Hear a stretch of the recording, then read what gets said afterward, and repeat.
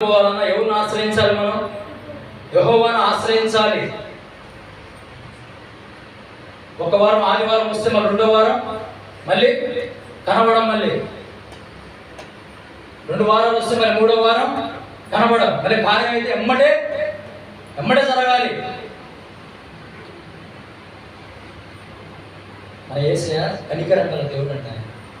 ఆయన ప్రేమ స్వరూపం, ఆయన మేలు చేసే దేవుడు. ఆయన నువ్వు ఎట్లున్నా, నువ్వు విన్నా ఎక్కడిపోయినా ఆయన నిన్ను ఎట్లా వంచాలో ఎట్లా ఎరవాలో ఆయనకు సమస్తం తెలుసు. కానీ కొద్దిగా పరీక్ష. మనం ఎప్పుడైతే ఆయన మనస్ఫూర్తిగా కుటుంబంగా వచ్చి ఆయన ఆశ్రయించి ఆయన కనపరుస్తామో అప్పుడు దేవుడు మన పట్ల ఏం చేస్తాడు? కార్యాలు, అద్భుతాలు చేస్తాడు.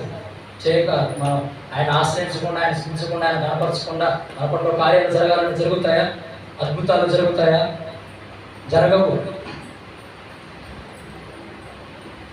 మన పట్ల మేలు చేసే దేవుడు మన యేసయ్య మేలు చేసేది. ఈ లోకంలో ఎందరో ఉన్నారు, ఎవరి పట్ల మనకి మేలులు జరగవు, కార్యాలు జరగవు, అద్భుతాలు అసలు కన్నా జరగవు.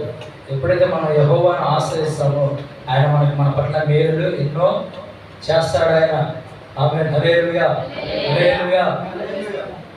యెహోవా మనం ఎప్పుడైతే ఉత్తమ రుచిని తెలుసుకుంటామో అప్పుడు ఆయన ఆశ్రయించి ప్రతి ఒక్కరు అంట ధన్యులు అవుతామంట. మనం ఈరోజు ధన్యులు కనుకనే మనం ఆయన ఆశ్రయించి ఆయన కనపరుస్తున్నాము, ఆయన చూపిస్తున్నాము. కనుక మనం మన పట్ల మన కుటుంబంలో మేలు జరగాలన్నా, అద్భుతాలు జరగాలన్నా మన కుటుంబంగా మనం ఏం చేయాలి? మన కుటుంబంలో ఎంతమంది ఉన్నా దేవుని సన్నిధిలో ఈరోజు ఆదివారం అనేసరికి ఆదివారం మన కుటుంబంగా కూడుకొని ఆయన మనం ఏం చేయాలి? ఆయన్ను గణపరచాలి, ఆరాధించాలి, మహిమపరచాలి. అప్పుడు నా దేవుడు ఏ కార్యమైనా చేయడానికి, ఏ మేలైనా చేయడానికి ఆయన సిద్ధంగా ఉంటాడు. అద్భుతం చేయడానికి కూడా సిద్ధంగా ఉంటాడు. మనకు తెలుసు కార్యాలు మన యేసయ్య చేస్తాడని తెలుసు, అద్భుతాలు చేస్తాడని తెలిసి కూడా మనం ఏం చేస్తున్నాం? పొందుకోలేకపోతున్నాం. ఉచితంగా వచ్చే కార్యాలు మనం ఏం చేస్తున్నాం? పొందుకోలేకపోతున్నాం. ఉచితంగా వచ్చే అద్భుతాలు, మేలు మనం ఏం చేస్తున్నాం? పొందుకోలేకపోతున్నాం. మన యేసయ్య ఏమైనా డబ్బులు, మన యేసయ్య లక్షలకి ఏమైనా అడుగుతున్నాడు? బంగారం ఏమైనా అడుగుతున్నాడు? ఆస్తులు ఏమైనా అడుగుతున్నాడు? ఇంకేమైనా అడుగుతున్నాడా? నన్ను ఆశ్రయించండి, నన్ను గణపరచండి, నన్ను ఆరాధించండి, నన్ను మయపరచండి. ఎలా? పరిశుద్ధంగా, పవిత్రంగా ఆరాధిస్తే, గణపరిస్తే ఆయన మన పట్ల, మన కుటుంబం పట్ల ఘనమైన అద్భుతాలు చేస్తాడు.